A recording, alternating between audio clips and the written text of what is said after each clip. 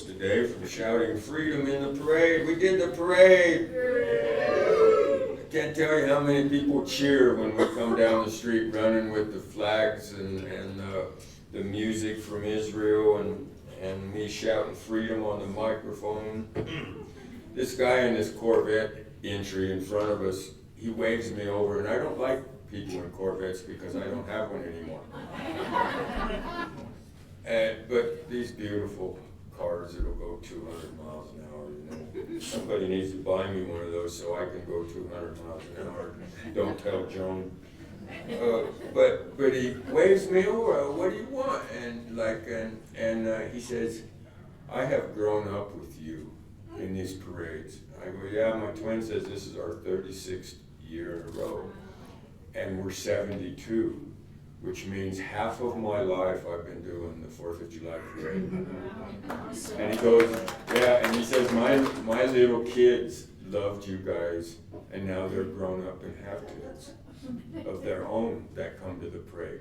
So it's like, you know, a third of a millennium or a century has gone by, and he goes, and you're just the same. You never change. And I go, yeah, we're young.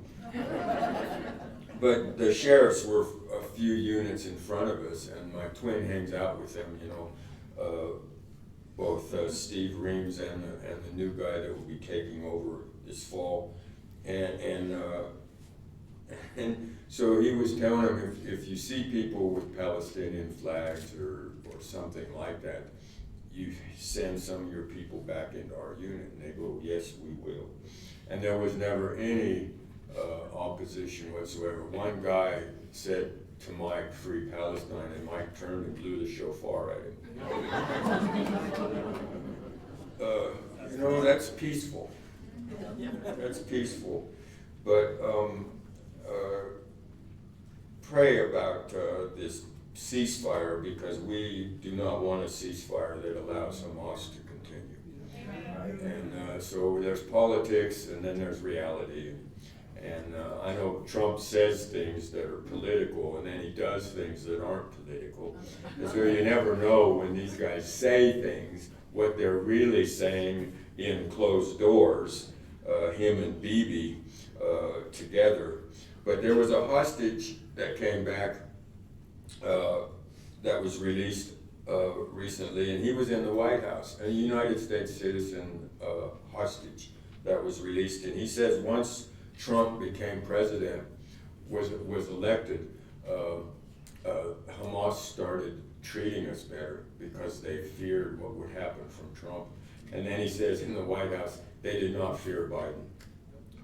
And so it's, we'll have to see how these things work out. But now we have to go back to Israel right away so we can dance on Temple Mount. When the Jews get to dance on Temple Mount, you know Messiah is on his horse. Oh man, that's the message. No. So, everybody okay? Yes. It's a great time to be with Messiah. So, back to Israel already. Somebody needs to start an airline that's nonstop from Denver to Tel Aviv. Would you take care of that for me, please? Yes. And while you're at it, tell Messiah we need a bigger building, and we need it right away. Okay. All you that are tight with God, amen. Okay, we had done a mashal, a parable in English, and it's a pair of parables that are hooked together in Luke 14. And so, and remember, Joel Richardson's supposed to be coming in a couple weeks on a Friday night, but I haven't had it confirmed yet. But get ready for an email or to know about that if you're not on the email list, to call. Okay, but now large crowds were going along with him, and he turned to them and said, if anyone comes after me and does not love his family as much as me, even his own life, he cannot be my disciple. Remember, we talked about the hate word there, can mean love less. So he's just saying, if you love something other, greater or more than me, then you cannot be my disciple. Whoever does not carry his own cross and come after me cannot be my disciple. So he's speaking to the large multitudes and vast crowds, because he knew half of them were there just to see a miracle, but weren't sincere in their heart to follow him and be a disciple. He's just telling them there is a price to pay, there is a cost to pay if you're going to come with me. And so you have to calculate the cost. And so he does the parable, for which one of you, when he wants to build a tower, does not first sit down and calculate the cost to see if he has enough to complete it. Otherwise, when he has laid the foundation and is not able to finish, people will make fun of him, saying this guy is so dumb that he began to build and was not able to finish. That's my translation. Okay, and then it starts the second part. But here he's talking about a tower. Now, a tower was to protect your vineyard and your farm and your livestock, and so it's in a somewhat of a military type context. So then he goes in verse 31, or what king, when he sets out to meet another king in battle, will not first sit down and consider if he's strong enough with 10,000 men to encounter the one coming against him with 20,000? Or else, while the other is still far away, he sends a delegation and asks for terms of peace. And so that is also one where you have to sit down and look at what is going on and calculate the cost. And he's actually telling people, if you're going to follow me, there's a price to pay. And not a popular parable, especially in our spoiled world today. So then, none of you can be my disciple who does not willingly be able to give up his possessions, is what this concludes to. So there is a price to pay. So counting the cost, weighing the facts, the king must consider if he's strong enough to defeat his enemies, who has twice as many troops. And so this is just common sense. When he determines that he cannot win, he sends a delegation and asks for peace, right? And in Israel's history, this went on constantly, as you know. And so everybody in the audience would know this is Israel's history. Now, America has never had that in their history. We always fight and win. And so the point of both Mashalim is his disciples must consider what they must give up to follow him. And I was thinking when Trump and Bibi set up this bombing of the Iran, it's Iran, not Iran, Iran, I walked, I didn't go anywhere. No, it's Iran in that language. But I don't think Iran calculated the cost. I don't think Hamas calculated the cost, because now they're all but gone. Hezbollah and the Houthis will be next. They're not calculating the cost. But as somebody in the parade lineup says, these Muslims are so filled with hatred. Why do they have to kill Jews? And I go, their God requires it. Islam requires the death of Jews and Christians. It just requires it. And so this is not a thing about are they weird or something. No, they're just following a false God and a false theology that requires them to murder Christians and Jews. And so this is our problem in the world today as Islam spreads its wings into America with these elections and stuff, and these judges being Muslim. What is it? Columbia University says we need to get the Jew off of the board of directors and put a Muslim in instead. This is last week's news. See, this Islam is spreading into America. It's already conquered Europe, of course, but it is an evil thing that is happening because of their book, the Quran, which requires them to kill the infidels, which is you, Jews and Christians. It just means non-Muslim. So the point of both Mashalim here is, though, that his disciples must consider what they must give up to follow him. And if they do not, then either the tower remains unfinished and it causes an embarrassment which I would say would be your testimony. If you have a testimony for God and then you go off into the world, it hurts your testimony. It is a bad reflection. People will use it against you and God and the reputation of the church. And also, so you have a testimony that you are responsible for. If they do not consider the cost, either the tower remains unfinished and people mock them, or they are defeated in battle because they had no chance. They did not calculate the situation. So the cost of being a true disciple, which brings Yeshua to his conclusion then in verse 33, is so then none of you can be my disciple who's not willing to give up all of his own possessions. And so he must be willing to give up. He doesn't say that you have to give up your possessions to follow me. It says, though, that you must be willing to give it up. So this is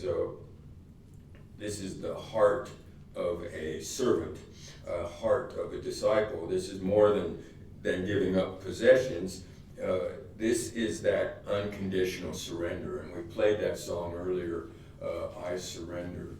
And surrendering is always negative until it's to God. And then it is the most positive thing you can ever do. Surrender to Hashem, Yeshua, God, the God of Israel. So this is last week's mashal. We are his slaves. Remember, we're the bond slaves or bond servants, and which means that we give up our own rights and our own possessions, our own desires. And the hard one there is you have to give up your own sinful life to be his disciple. Ouch, goodness gracious. Have you ever heard that? You're supposed to give up your sinful life. Goodness, what kind of operation are you running here, Messiah? So, but to be his disciple, see, this is huge cost. It's the cost of all your desires, your heart, and all these things. And it doesn't mean you will have to give up everything except sin. But it does mean that you should. The love of God, the desire to be a servant, is an unconditional surrender to him. And in that you are saying, yes, Lord, if you want this or that, you can have it. And we go through this in life as we grow in the Lord. There's some things that he doesn't touch for years and years maybe. And then all of a sudden, oh my gosh, the Lord is after that. What am I going to do? And you have to go to God and surrender again to that thing. Eating too much cake at the 4th of July picnic. See, there's things that you have to surrender your life to, right? I didn't eat it, but yesterday I had an ice cream bar, one of those Haagen-Dazs deals, and I hadn't had one of those probably 30 years since I had a Haagen-Dazs ice cream bar, and I ate one. And I thought, I can't not do that. I've earned that. I cannot, I will not. I deserve that. And I surrendered to the ice cream. Now, boy, was it good. And so I have to go another 30 years now. This is what we are to consider if we sign up, though. If you want to, see, all these people are following Yeshua, and he knows half of them will not pay a price. As soon as there's a cost, a price to pay, they will just fall away. And this will embarrass them and our testimony. And so he's saying you can't do that. You got to be willing to consider what you're going to do if you sign up to this ministry. It can't be based on a moment of enthusiasm or emotion. Those things come and go. And a lot of people, they'll go down front in a moment, and then you never see them again, that kind of thing. And it's good that they go down there because God's not fussy about who he saves. But you always want to go down and get born again. But this is being a disciple, is what happens after you're born again. come to Messiah is what he's dealing with here. And so those things don't last. Committing to being a disciple is very serious and should be considered very carefully. And I look at it and teach sometimes concerning entering into a covenant. When you enter into a covenant, you see, it cannot be changed. When you sign or enter into a covenant, it is a legal matter that cannot be changed. And so becoming a disciple, saying, I am going to follow you, and it's like you sign your name on this contract, legal binding contract, and then it cannot be changed. You are committed. And if this is a momentary feeling or emotion, or maybe, what do I get out of this deal? Some prosperity? If I get saved, do I get to get rich? You know, see, that's a message, but it's probably not the best one in the world, and definitely not what you would consider as cost to follow him. But in this is the basic of entering in. If something like that is the basis of entering into your covenant, it won't last. So it's like marriage. Marriage is a marriage covenant, right? And I ask people wanting to marry, what makes you think this will last? And they always say, love.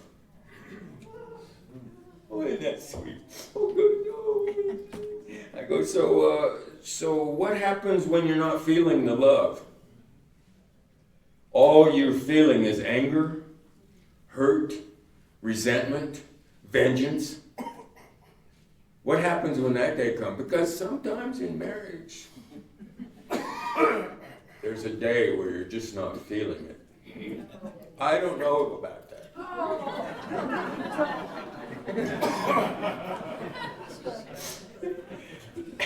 Sorry, joke. But those kind of days can come to a marriage. And what happens then? Because the devil attacks marriage. So what happens then? You just divorce. Is that what happens? You know? And for a marriage to work, you have to be, of course, love is really a good quality to have in a marriage, right? But you have to be committed to the covenant as well as the love. If you are committed to the covenant, not just your emotions, but if you love the covenant, if you fight for the covenant, if you respect the covenant, if you honor the covenant, if you're a slave to the covenant, then you can persevere through the problems. You have to love the covenant as much as the love. And the covenant will keep you in the marriage through the hard times. So great. And so following Yeshua, sometimes you're really feeling it. You know, I'm so happy. and I'm full of the love of God, and the presence of God is so strong. So, you know, you have these times, and the love and the power, and you're full of faith and joy and peace and these things. And then there are those other times where you're just not feeling it. Am I the only one here? Sometimes you're just deader than a doornail. And when you're in ministry, you just still have to do ministry. but you know what I'm saying. And at that time, you must remember. See, you remember at that time, I am in a covenant with God. So when I'm not feeling it, I still have to pursue it, because I said yes to the covenant that I'm in. I cannot break the covenant. So when I'm not feeling it, I still pursue it, because I'm a man of my word, and I'm not going to lie and break the covenant that I entered into. So no matter what happens, how bad things get, I entered into the covenant, and I will keep the covenant, and I don't have to feel good about anything. I never have to be touched by Messiah again. I don't have to feel the joy again. I will stay in the covenant no matter what happens, and that's what I'm going to do clear to the end. And then you don't have a flaky church. Because you got the people that are under the blanket of death, and they're still pursuing the covenant of God. Thank you, Mark. This ruler, I agree with you. I am in a covenant. I will keep my part, even if I am deader than a doornail. If you've ever listened to Madame Guyon, she wrote the book, The Dark Night of the Soul, where she talked about where people of God would just have God leave them. And just leave them dead. And for a time period. And then she goes, and then God said, thank you for being faithful. And would come back. But it's after the dark night of the soul that they had to go through. So people of God go through terrible things. It's not all prosperity and good feelings. They go through terrible things, but they're in a covenant with God. And so they stay the path. They keep going. They will not deny the covenant that they entered into. Misty Edwards sings that song, how far are you going to let me fall? How far are you going to let me fall? She's in the fall of death. She is empty. She's crying out for God. And she goes, how long? How long till you come back? And when he does, he says, wow, you are so good. You are so beautiful. You are so faithful. I want to bless you so much. And then the blessing can come. Great multitudes were following Yeshua, and he said, you must count the cost. If you are here today and gone tomorrow, you are not my disciple. So now here we are in these last days, and I'm looking forward to the 70th week of Daniel to start. And you know, I have been trying to prepare people for the cost they might have to be willing to pay in the great tribulation, which you will be in. And in Matthew 24, the scary verse is, many will fall away. And why? Why will they fall away? They're not dedicated to the covenant, and they haven't counted the cost, and hardship comes, possibly death comes, and they throw in the towel and they leave. This is what's coming to the world that we're in now, and to the church that we're in now. And so this is the danger of the pre-trib nonsense. But when I was at Berthoud last week, like I said, because I got beat up a little bit on the Israel trip with the Yishai Flesher, which I'm about ready to do 2 messages at least on that situation that I asked him about, and which is weighing heavy on my head. In a couple weeks, I'm going to deal with that here. But I told her, I told the church actually when I was leading the communion for last week, that sometimes you need somebody to hold your heart, you know, and because you can get beat up. And there's days coming where we might get beat up, but I just want to tell you, and I'll finish this message that way, that you are all disciples of Messiah, and that you can trust him to hold your heart. And you might not feel all the great things that we love to feel, but you trust that he has your heart, and he'll never let go of it, and then the good stuff will come eventually. But for the testimony of the church in these last days is going to be beautiful and wonderful and hard, very hard. And so I just ask you, are you willing to sign up? Are you willing to walk in this covenant and not give up? And I know you guys are all like that. You're willing. And so we just pray for the church as a whole to be strong in these last days. And we'll pick that up here in a couple of weeks. But God bless you all. Sorry. But I'm so concerned. So be blessed, be blessed, and I hope that I feel the love all the rest of the days of my life. But if there is a day where I don't feel it, I am going to stay committed to the Lord. Yahvarekaka Adonai v'yish mareka, Yair Adonai panavaleka v'chu necha, Yisa Adonai panavaleka, say im laka shalom, v'shem Yeshua HaMashiach, Sarah shalom, amen. The Lord is blessing you and keeping you and protecting you and lifting his countenance upon you and shining his face on you and giving you peace. In the name of the Prince of Peace, Jesus the Messiah, amen and amen. Todah Rabah. Shabbat Shalom.